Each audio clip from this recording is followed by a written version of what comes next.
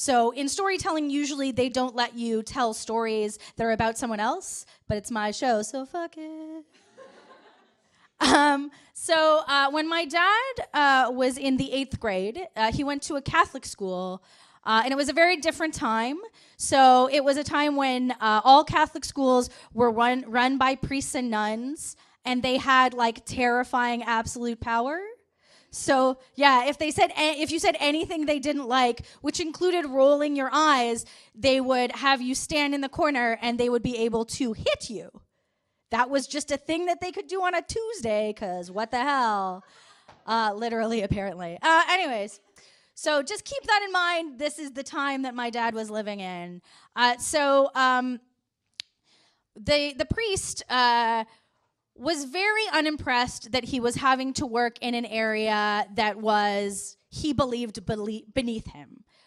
He worked in an area called Mount Dennis, and Mount Dennis was known for basically kids getting to about grade 9 and giving up. Kids were told to find a profession. Kids were told they were wasting people's time, and kids were hit.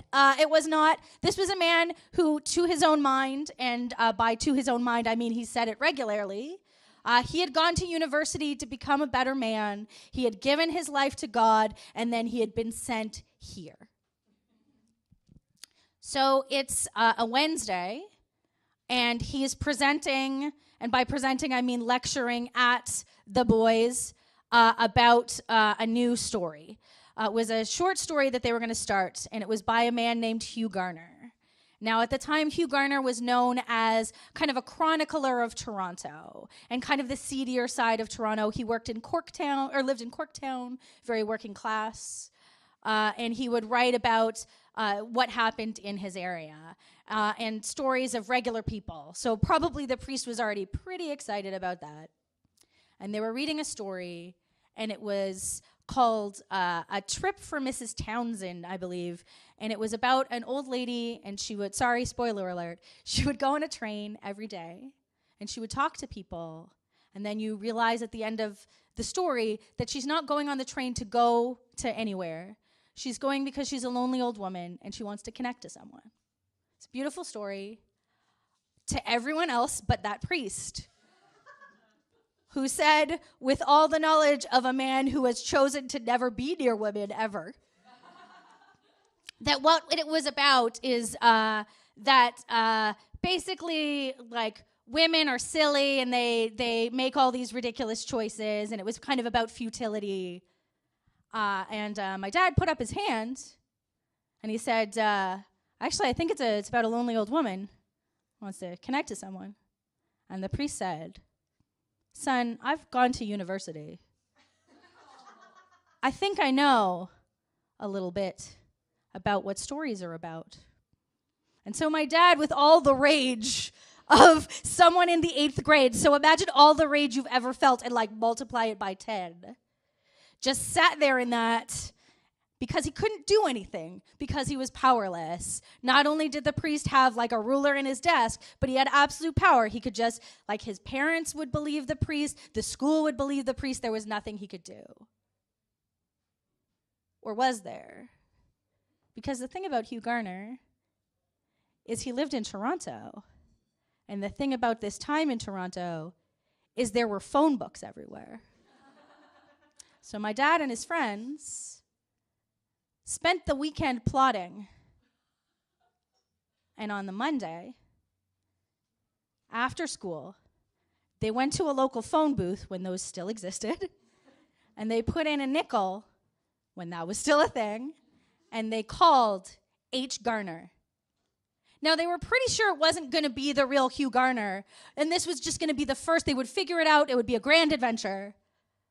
But what happened is the phone rang once, and twice, 3 times, 4 times. At the ring 5, they were just about to hang up, all of them in that little phone booth, when they hear a man's voice. Now, this was probably about 4 o'clock in the afternoon on a Monday. The thing you need to know about Hugh Garner is he lived the way he wrote. He was at that time. He was probably in his cups, as they would say at that time. He was drunk as fuck, is how we would say it now. He picked up the phone. He was like, "Hello," and they said, "Sir, are you Hugh Garner, the author?" I said, "Who's asking?"